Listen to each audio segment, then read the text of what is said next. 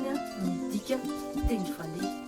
Mpamaliha mitety tanàna zany a hetsika iray noforonina tany amin'ny 7 natao ampiroboroboana ny Valiha, izay zava-maneno nentim-paharazana malagasy. Misy mpitendry Valiha maromaro izany hoe tanora mpitendry Valiha ireo.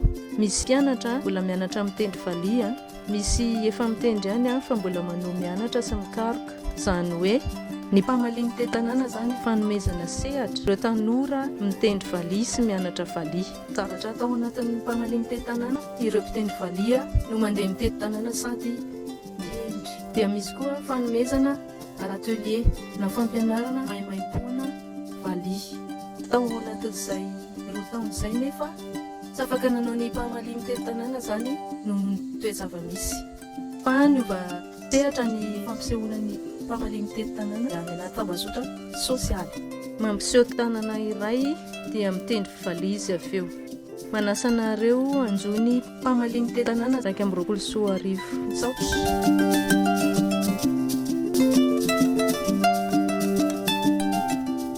Rafaralahy Michel mandray anjara amin'ny mpamaliha mitety tanàna miaraka amin'ny ankizy eo amin'ny kolejy Gracias Andronony be Analamaintsy Sotra Toko.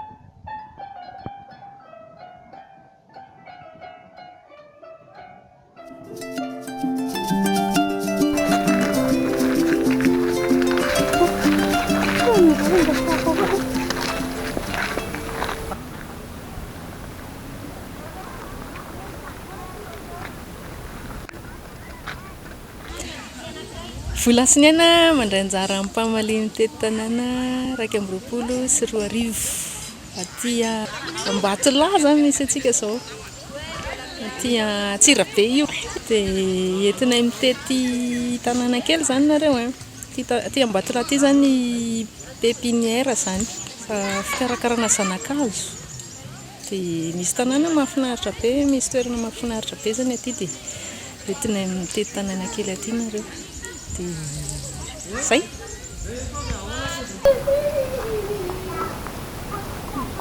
Dia atsany pépinière dia misy fanaovana poterie koa dia misy fanaovana pique-nique dia mitendry valiha zany vola aloha zany. Hira voalohany tsy taka-maso zany composition izy ity zany tendreko aminareo eto.